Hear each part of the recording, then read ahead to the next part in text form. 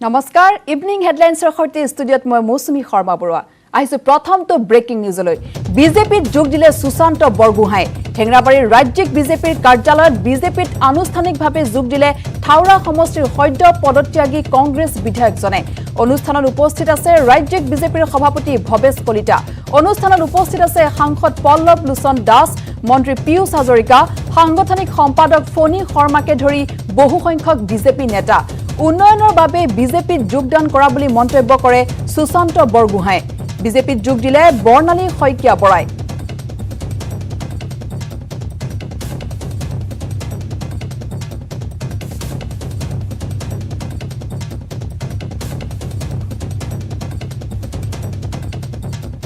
পুনৰবাৰ জনাইছো বিজেপিত যোগ দিলে সুশান্ত বৰগোহাঁয়ে হেংৰাবাৰীৰ ৰাজ্যিক বিজেপিৰ কাৰ্যালয়ত বিজেপিত আনুষ্ঠানিকভাৱে যোগ দিলে থাউৰা সমষ্টিৰ সদ্য পদত্যাগী কংগ্ৰেছ বিধায়কজনে অনুষ্ঠানত উপস্থিত আছে ৰাজ্যিক বিজেপিৰ সভাপতি ভৱেশ কলিতা অনুষ্ঠানত উপস্থিত আছে সাংসদ পল্লৱ লোচন দাস মন্ত্ৰী পিয়ুষ হাজৰিকা সাংগঠনিক সম্পাদক ফণী শৰ্মাকে ধৰি বহু সংখ্যক বিজেপি নেতা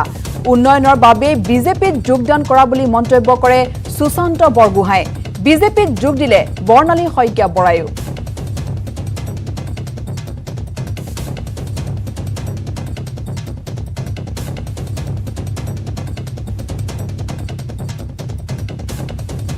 ৰাজ্যিক বিজেপিৰ কাৰ্যালয়ত আজি অনুষ্ঠিত হয় যোগদান কাৰ্যসূচী আৰু যোগদান কাৰ্যসূচীতে নিশ্চিতভাৱে দলে যেহেতু তেখেতৰ প্ৰতিদ্বন্দ্বী আপুনি আছিলে এতিয়া আমি একেলগে কাম কৰিব লাগিব এজনেহে ধৰক নিৰ্বাচন খেলিব লাগিব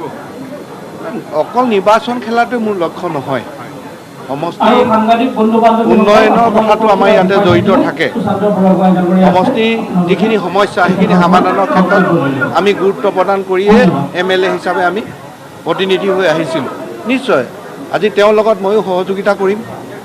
ভৱিষ্যতৰ দিনত থাউৰা সমষ্টিৰ যিখিনি সমস্যা আছে সেইখিনি সমাধান কৰাৰ ক্ষেত্ৰত বা ৰাজ্যখনক আগুৱাই নিয়াৰ ক্ষেত্ৰত আমি একেলগে কাম কৰিম আপুনিতো টিকট বিচাৰিব নিশ্চয় এইটো দলে সিদ্ধান্ত ল'ব বিচাৰিবনে আপুনি আগৰ পৰা আমি তেনেকুৱা ধৰণে টিকেট বিচৰা নাই দলে চিন্তা কৰি আমাক টিকেট দিয়ে যিসকলৰ তাতে নিজৰ ভেটি থাকে গণভেটি থাকে তেওঁলোকক দলে চিন্তা কৰে দলৰ পৰা জিকিব পৰাজনক টিকেট দিয়ে নিশ্চিত এইবাৰ উপনিৰ্বাচন আহিব উপনিৰ্বাচনত তেওঁ বিধায়কৰ পদ ত্যাগ কৰি আজি ভাৰতীয় জনতা পাৰ্টীত যোগদান কৰিছে তেওঁক এইখিনি আমি প্ৰাধান্য দিব লাগিব দলৰ কৰ্মী হিচাপে নিশ্চয় মই থাকিম লগত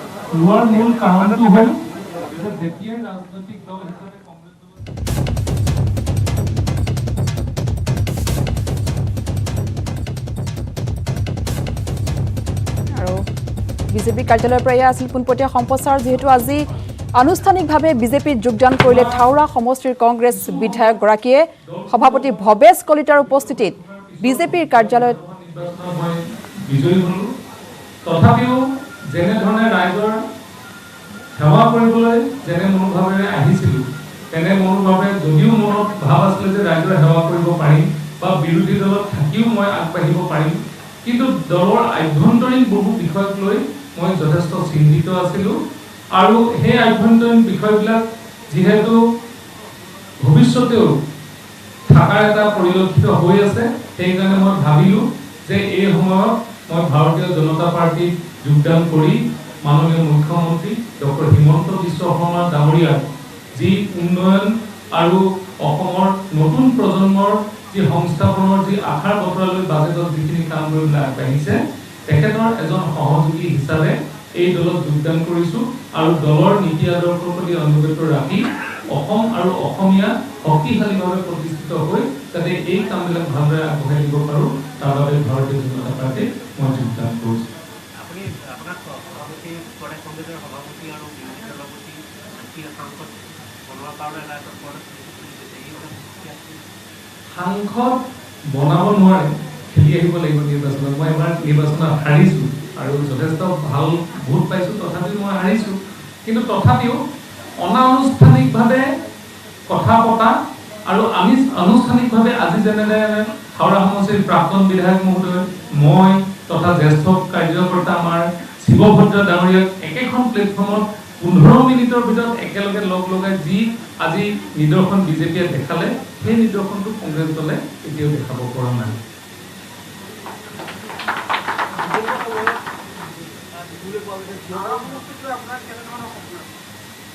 সব নিজৰ সমষ্টিলৈ সকলোতকৈ বেছি পৰিকল্পনা থাকে, সদায় সপোন থাকে, যেনেধৰণে নিজৰ পৰিয়ালক লৈ থাকে তেনেধৰণে মই এটা সপোন ধৰা সমষ্টিত হৈ আছে।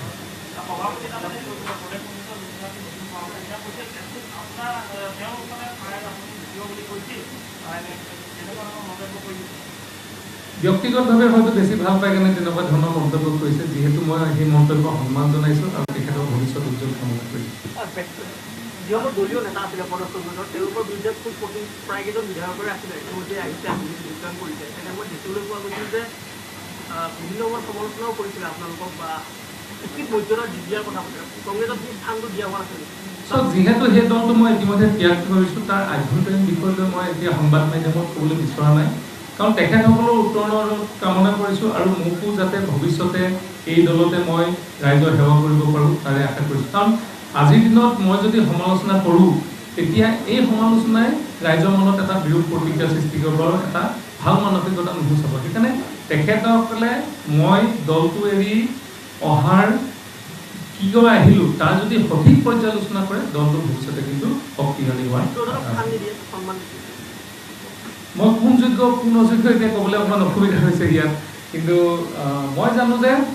বহুখিনি সময় লাগিব আৰু সেইখিনি সময় কেনেদৰে পাৰ কৰিব সেই তাত যিসকল আছে নেতা বা নেতৃত্ব লৈ আছে তেখেতসকলে চিন্তা চৰ্চা কৰিব। যিহেতু মোৰ তাত থাকি পেলাই ৰাইজৰ সেৱা কৰাৰ কোনো অৱকাশ নাছিলে, অৱস্থা মানে হেৰি পৰিৱেশ নাই, সেইকাৰণে মই ভাবিলোঁ যাতে ভৱিষ্যতে সুৰক্ষিত ঠাউৰা, শক্তিশালী অসম আৰু অসমীয়া যাতে শক্তিশালী হয় ভাৰতীয় জনতা পাৰ্টীত মই যোগদান কৰিছোঁ। কেইবাগৰাকী বিধায়ক আহিছে, তেওঁলোকে এটা কথা উল্লেখ কৰিছে যে অনাগত দিনত আৰু 15-20 বছৰলৈকে অসমত কংগ্ৰেছ চৰকাৰ নাহে, সমষ্টি উন্নয়নৰ কাৰণে তেওঁলোকে বিজেপিলৈ আহিছে। আপোনাৰ প্ৰতিজন যিসকল বিজেপি আহিছে আপুনি সেইটোৱে ভাবে? চব সকলোৱে ব্যক্তিগতভাৱে ভবাৰ কথাবিলাক বেলেগ বেলেগ। মই তেখেতসকলৰ লগত এটা কথা একমত যে ভৱিষ্যতটো আজিলৈকে কোনো নিৰ্ধাৰিত কৰিব পৰা নাই, কাৰণ জ্যোতিষেও সঠিকভাৱে ভৱিষ্যত নিৰ্ধাৰিত কৰিব নোৱাৰে। সেইকাৰণে ভৱিষ্যতৰ কথা নাপাতোঁ, কিন্তু বৰ্তমান অৱস্থাত মই ভাবোঁ কংগ্ৰেছ দলৰ কৰিবলগীয়া বহুত আছে আৰু বিজেপি দলে একমাত্ৰ উপায়।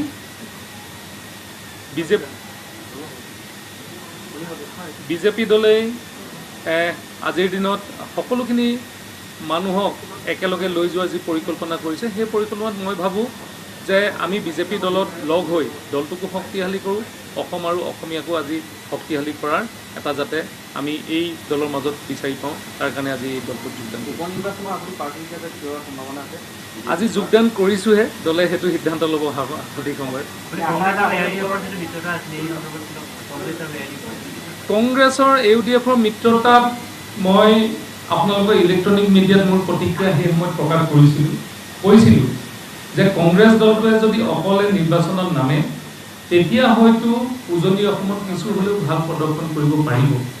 কিন্তু যিহেতু তাত কথা কোৱাৰ সন্মানটো নাৰাখে আৰু কোনে সিদ্ধান্ত লয় সেই বিষয়ে মই ভালকৈ সেই সময়ত শীৰ্ষ নেতৃত্বত থকাৰ পিছতো গম নাপাইছিলোঁ। সেইকাৰণে মই কোৱা কথাবিলাক নৰজিলে আৰু ইউডিএফৰ এলায়েন্সৰ পিছতো মই জিকিবলৈ সক্ষম হ'লোঁ, কিন্তু কথাটো হ'ল যে অসমত অসমীয়া ৰাইজে সেই মিত্ৰজোঁটক কিন্তু নস্বাত কৰিব। বিধানসভা নিৰ্বাচন, এই নিৰ্বাচনৰ সময়ত এটা অসমত বেলেগ ধৰণৰ পৰিৱেশ আছে, কা আন্দোলন আৰু এটা যি কথা আছিলে, তাৰ পিছতো আপোনাৰ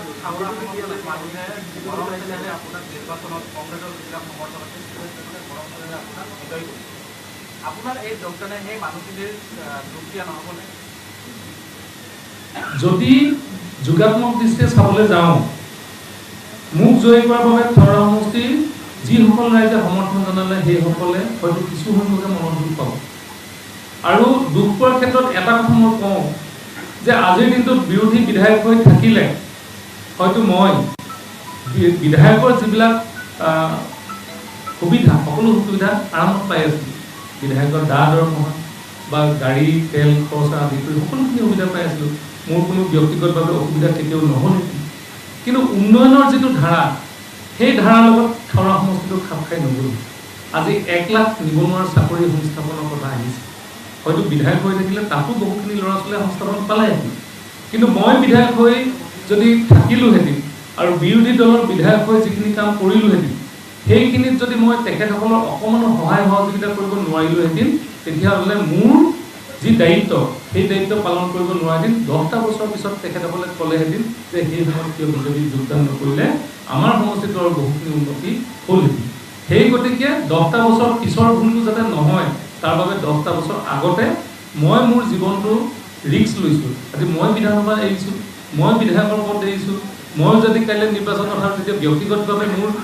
তাত লোকচান হোৱাৰ সম্ভাৱনা আছে কিন্তু মোৰ লোকচান হ'লেও মই সমষ্টি বাকী যাতে উন্নয়নৰ উত্তৰণৰ কামনা কৰিব পাৰোঁ বা সহযোগ কৰিব পাৰোঁ তাৰ বাবেহে আজি এই পদক্ষেপ লৈছোঁ ব্যক্তিগত তাত কোনো লাভালাভৰ কথা নাই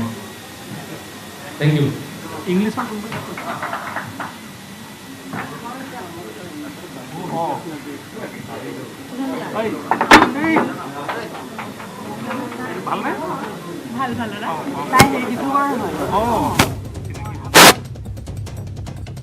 আৰু সেয়া আছিল ৰাজ্যিক বিজেপিৰ কাৰ্যালয়ৰ পৰা পোনপটীয়া সম্প্ৰচাৰ সভাপতি ভৱেশ কলিতাৰ উপস্থিতিত আজি বিজেপিত যোগদান কৰিলে সুশান্ত বৰগোহাঁই আৰু বিজেপিত যোগদান কৰিয়ে তেওঁ নিজৰ প্ৰতিক্ৰিয়া ব্যক্ত কৰিছে নিজৰ সমষ্টিৰ ৰাইজৰ উন্নয়নৰ হকে তেওঁ কাম কৰি যাব বুলি ব্যক্ত কৰিছে যেহেতু কংগ্ৰেছ দলত থাকি তেওঁ সমষ্টিৰ ৰাইজৰ হকে কাম কৰাৰ কোনো অৱকাশ নাছিল গতিকে বিজেপিত যোগদান কৰি তেওঁ নিজৰ সমষ্টিৰ ৰাইজৰ উন্নয়নৰ হকে কাম কৰি যাব বুলি ব্যক্ত কৰিছে আৰু আজি যোগদান কাৰ্যসূচীত উপস্থিত থাকে সাংসদ পল্লৱ লোচন দাস মন্ত্ৰী পীয়ুষ হাজৰিকা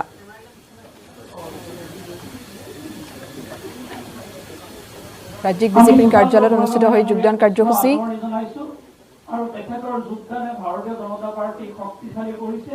আৰু আমি আশা কৰিছো তেখেতে এই পৰিয়ালৰ মাজত খবৰ আৰু আছে এইখিনিতে সময় হৈছে খন্তেক বাণিজ্যিক বিৰতিৰ चल शुरू हो जा my turn